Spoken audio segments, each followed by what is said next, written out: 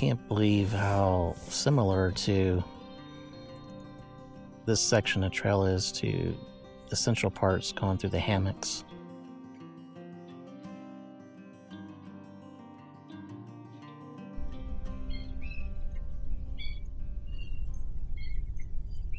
Welcome back to the Feral Backpacker channel. On the last episode, we left off in the St. Mark's National Wildlife Refuge. And that's where we're beginning today, before going through Sopchoppy. Have a beautiful sunrise this morning. It's the first day that I have seen the sun like this in days.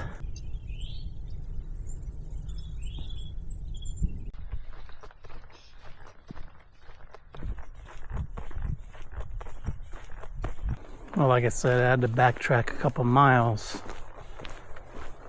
from camp because I could not get a boat ride across the river. But I've made it to the visitor center. So I'm going to check in and just get information from them, and then we'll be on our way. While here, I also paid for my campsite last night.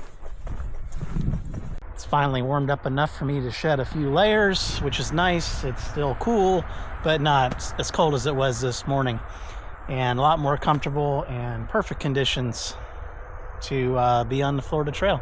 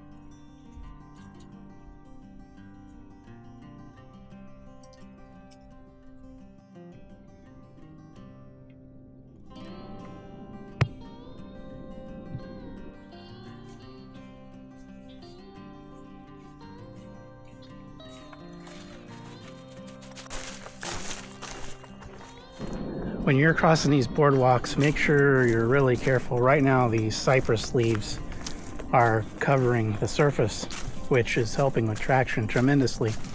But when you get to these more open areas on there, this film that forms on them are extremely slippery.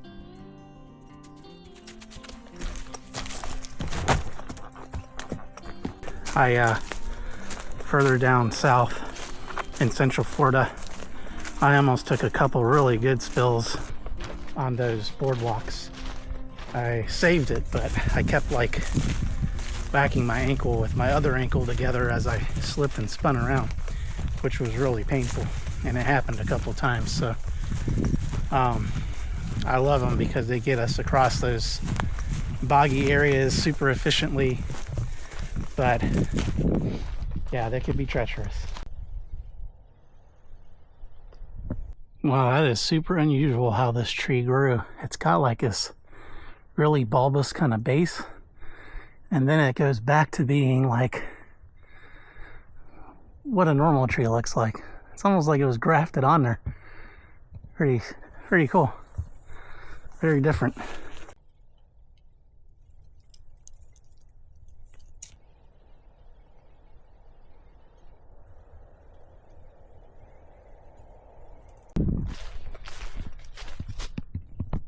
There are a lot of roots above the surface, and while the trail is dry right now, which is really nice so far, knock on wood.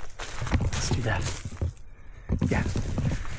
If this was flooded, you definitely want to stick coming through here for balance and support, because that's how it was a lot down in Big Cypress. Starting off at the southern terminus was, you know, they have a lot of solution holes, a lot of cypress knees that are below the water level that you can't necessarily see, and each step is really unpredictable as far as how far your foot's going to go down and what you're going to step on.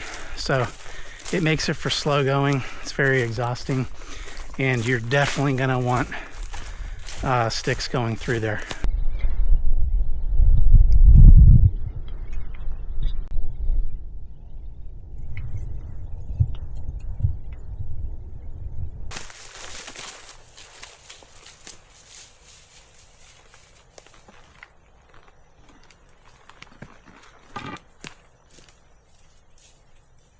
There's more concentration of magnolia trees all in this section than I've seen anywhere else. This area has been really dry, which is good for trail conditions, but it's been tough to get water through here. And I'm passing up this puddle here, and I mean, it looks really clear and clean. And given the recent rains, I'm confident it's okay. I don't see any oil or anything in it, and you know, I don't see any evidence of where they spray or anything like that. So I think I'm going to take a little bit of it to camp. I have 1 liter. I'm going to use at least half a liter for dinner, which will leave me half a liter, but which should be enough. But I think I'm just going to go ahead and get some.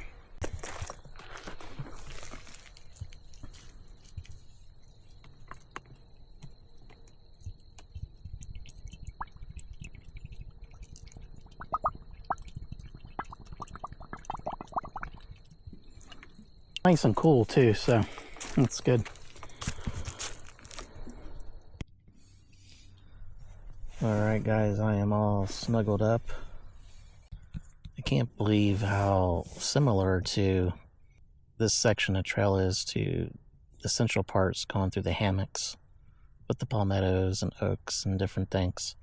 So similar to that, and really reminded me of that. Let me get some sleep. It's gonna be another cold night. Looking at mid-30s, so I'm all layered up and bundled up in here, and we'll see you in the morning.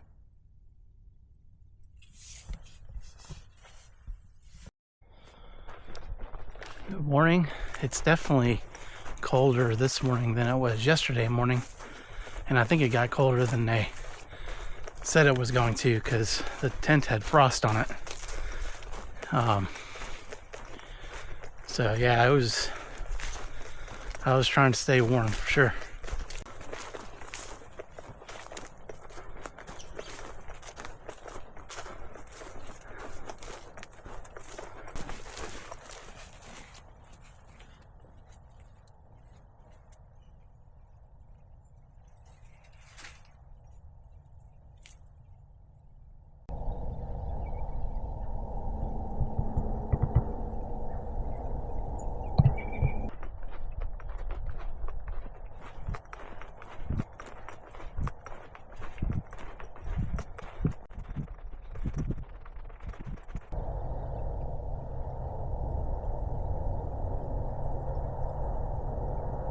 Ah, cool. Look at all the deer moss. We used to call this deer moss when I was growing up. I don't really know what it's officially called, but we used to collect it and put it in our campfires because it made so much smoke. We thought it was a lot of fun as kids, but let me know what this stuff's actually called if you guys know. I'm not really sure. Just making my way towards Sopchoppy kind of area, and so far everything's looking good with the trail. It's pretty well maintained. Seen kind of mixed reports on this as far as that and water levels, so have to see what we get into.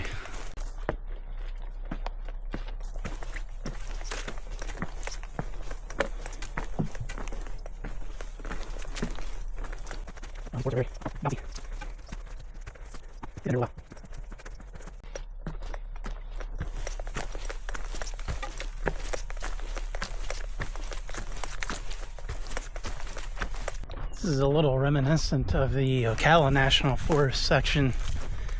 It's flatter than the Ocala National Forest because you had some rolling hills in there, but just type of trees and plants in here, the sand, things like that. It's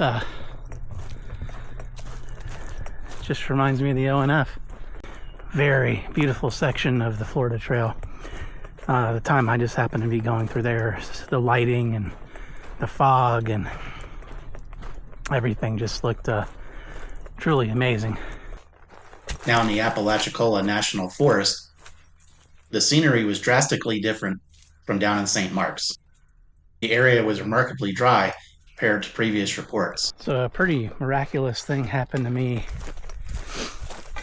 the other day, where I was making my way through St. Mark's area, and something was telling me just to take a break at this 2-track crossroad I came by on the path. And I kind of debated, and I'm like, oh, okay, well, I'll take a break. And I'm glad I did, because when I went to go sit on my pack, I noticed that the camera I'm talking to you on right now was not there.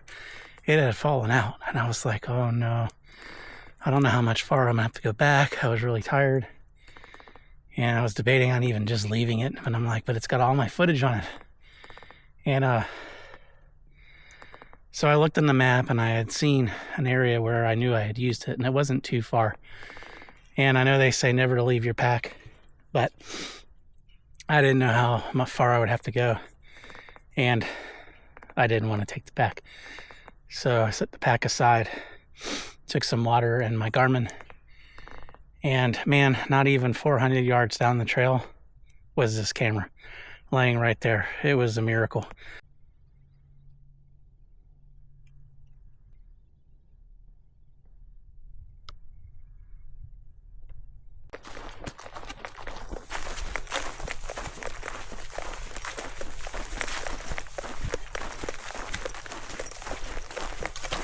Another miracle story I have is way back when I was starting off in the Big Cypress Preserve. There was actually a little dry spot for a ways, believe it or not, and I needed some water. And in the center of the trail, there was a hole, a literal hole, right in the middle of the trail that I could dip my 1-liter smart water bottle all the way into. Seemingly had no bottom, and I was able to get the water that I needed.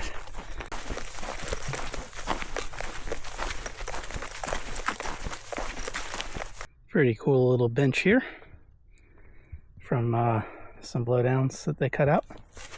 Nice. So let me know if you've had any miracle moments on the trail, and if you don't mind, share them so that we can all hear our little miracles that happen to us on trail.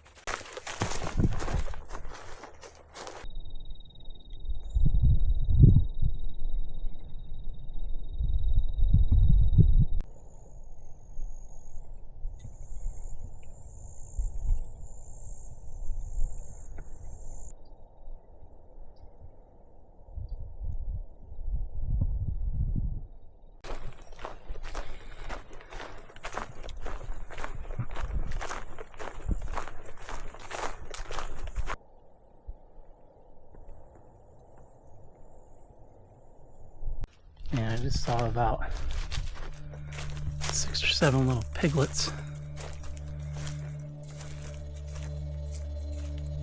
that are up here on the trail.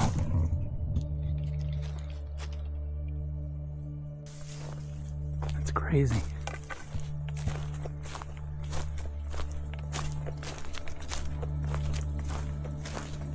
Oh, Mama ain't around here. This wasn't my first encounter with hogs along the trail, but I always was respectful of their ability to defend themselves and their little ones. The fact that there were so many small ones was concerning to me, and I didn't know where Mama was yet.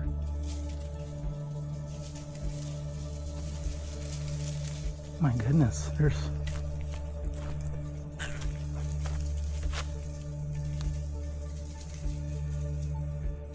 This is not good.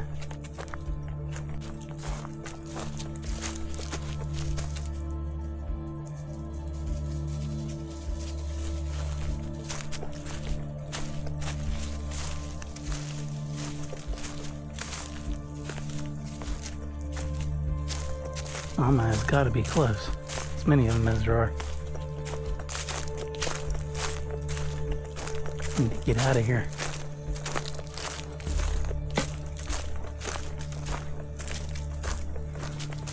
Do not want to tangle with no mama. Just to show you how cold it was this morning, I was breaking this out to dry it. It still literally has ice from this morning. Wow. I had made it to a beautiful camp not far from the Sopchoppy River and settled in for the night.